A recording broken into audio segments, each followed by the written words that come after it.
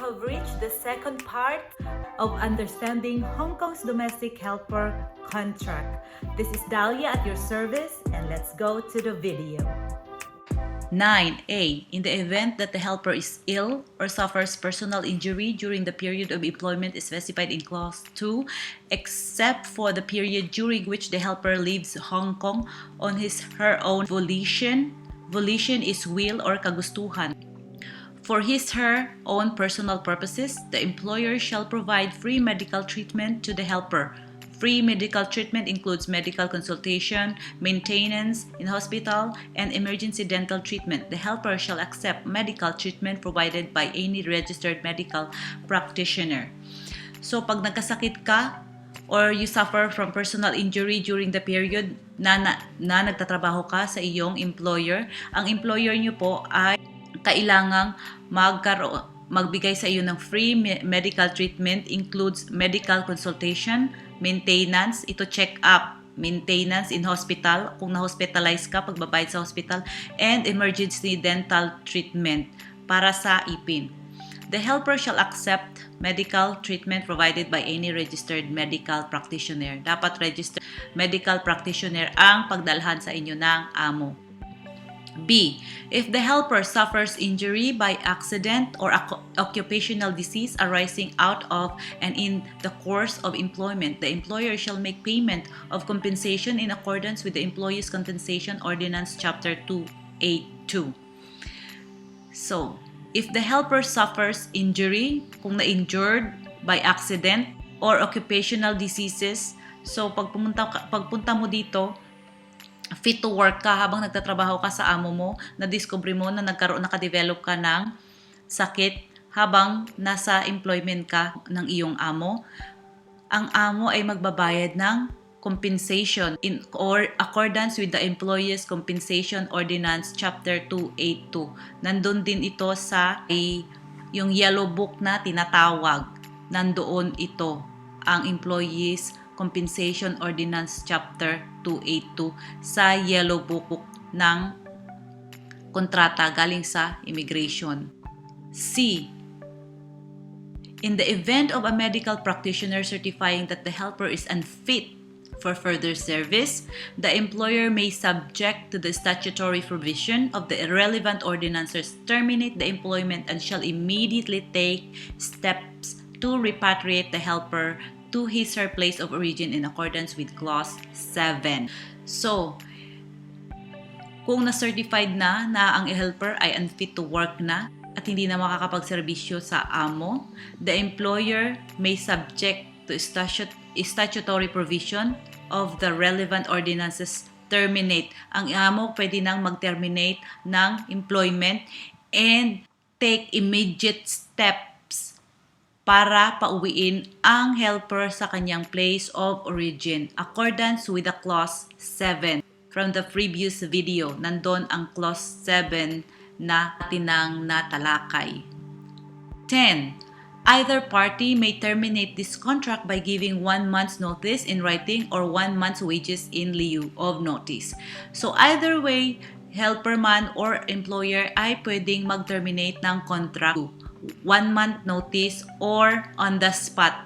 Dito yung tinatawag na on the spot termination, magbabayad ka ng 1 month na salary in lieu of notice. Hindi ka nabigay ng 1 month notice, magbabayad ang amo mo ng 1 month wages mo kung ikaw ay in on the spot terminate.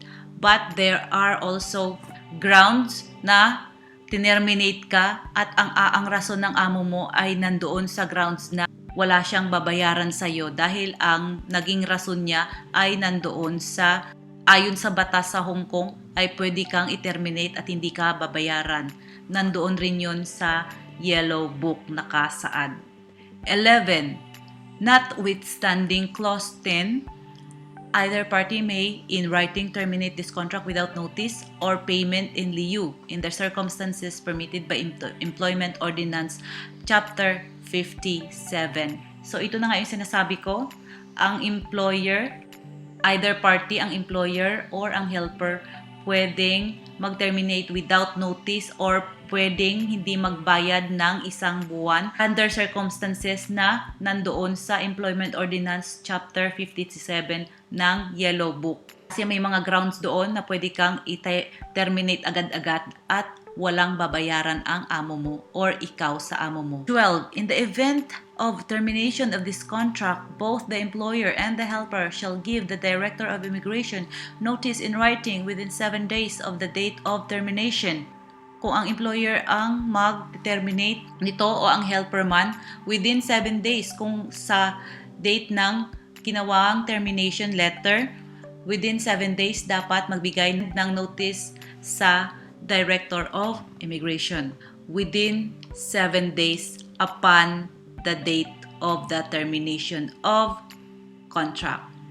A copy of other parties' written acknowledgement of the termination shall also be forwarded to the Direction of Immigration. Pag nagpirmahan na kayo ng amo mo na iti-terminate ka o iti-terminate mo siya, kailangan magbigay din ng copy doon sa Director of Immigration. Actually, I did this for my first employer. Comment down below kung gusto nyong gumawa ako ng video kung anong ginawa ko on my first employer na terminate ko ang kontrata at paano ang gagawin. 13. Should both parties agree to enter into new contract upon expiry of the existing contract, the helper shall before any such further period commences and at the expense of the employer return to his or her place of origin for a paid and unpaid vacation of not less than 7 days unless prior approval for extension of his stay in Hong Kong is given by the Director of Immigration. So itong section 13 ay para sa mga contract renewal. Bago magtrabaho for the next kontrata ang helper, kailangan umuwi muna siya sa kanyang place of origin at the expense of the employer. Sagot ng amo ang return ng helper niya sa kanyang place of origin.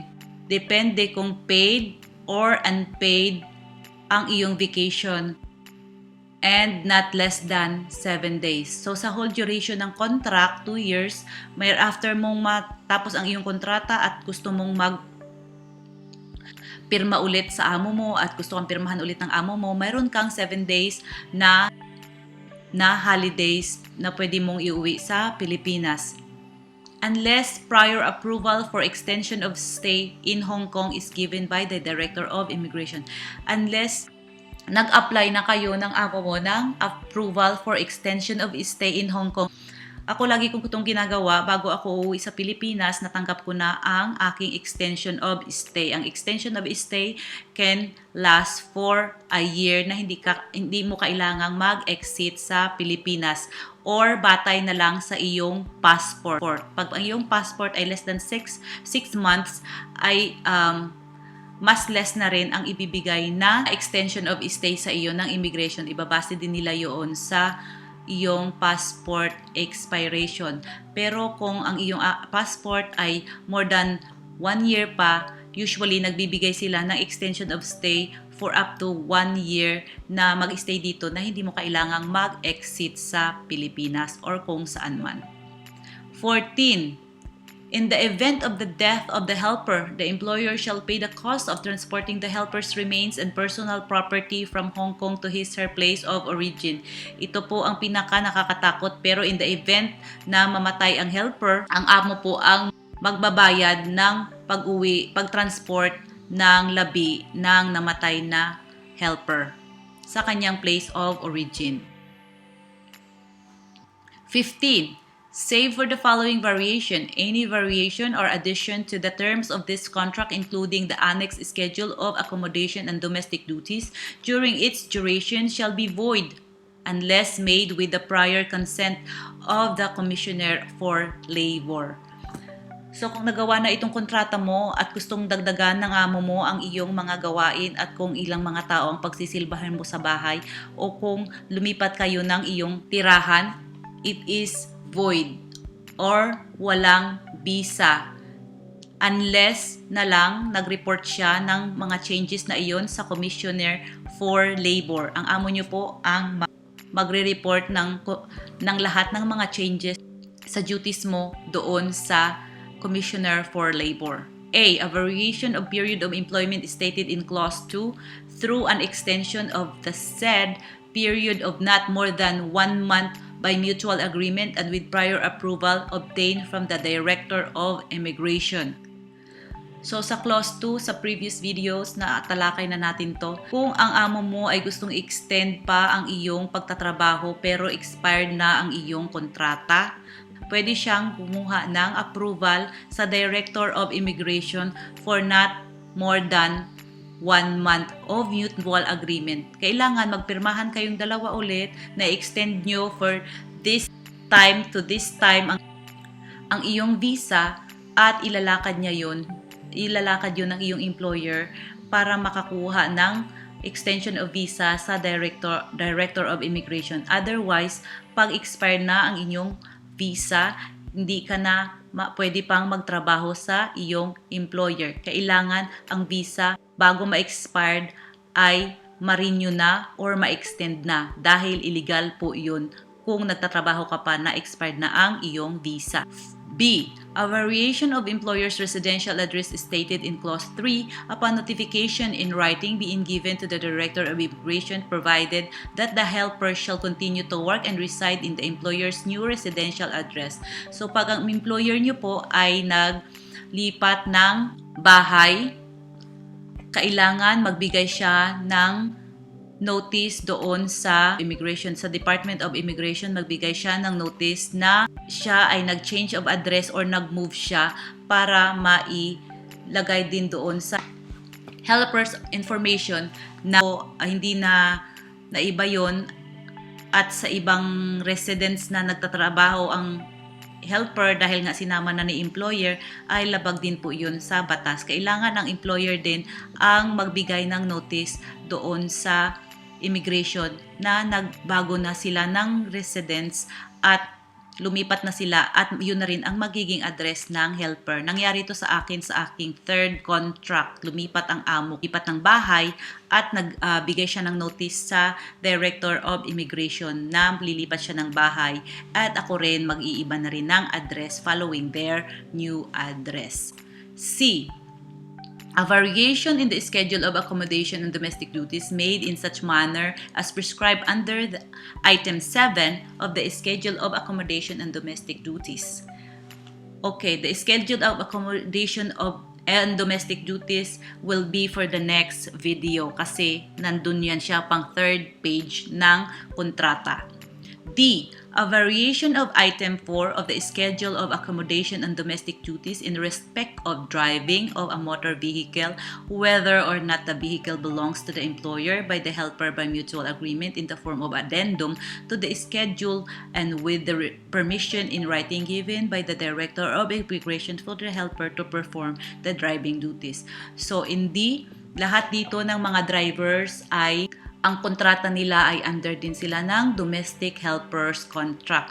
Ngunit meron lang silang addendum to schedule na magdadrive sila at magbibigay ang amo ng mga requirements at ang helpers din magbibigay ng mga requirements doon sa Director of Immigration para ma-grant ang driving duty sa helper.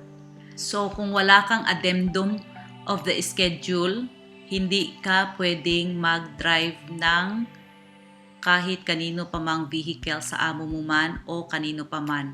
Kailangan bago ka mag-drive ng anumang vehicle dito, meron kang addendum to the schedule na grinant ng Director of Immigration para sa helper para mag-perform ka ng driving duties. 16. The above terms do not preclude the helper from other entitlements under the Employment Ordinance, Chapter 57, the Employees Compensation Ordinance, Chapter 282, and any other relevant ordinances.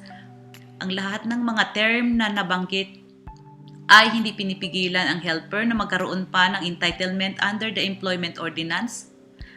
Lahat ito ay nasa yellow book na kontrata na galing sa immigration. 17. The parties hereby declare that the helper has been medically examined as to his/her Fitness for employment as a domestic helper, and her medical certificate has been produced for inspection by the employer. Signed by employer. Signature above name. In the presence of witness also, signature of witness, signed by the helper. Dito ang iyong name, ang sign mo ay nasa taas. In the presence of another witness, and signature here. Salamat sa panunood sa part 2. Please give a thumbs up para makita ito ng ating mga kababayan na gustong mag-apply dito sa Hong Kong. Part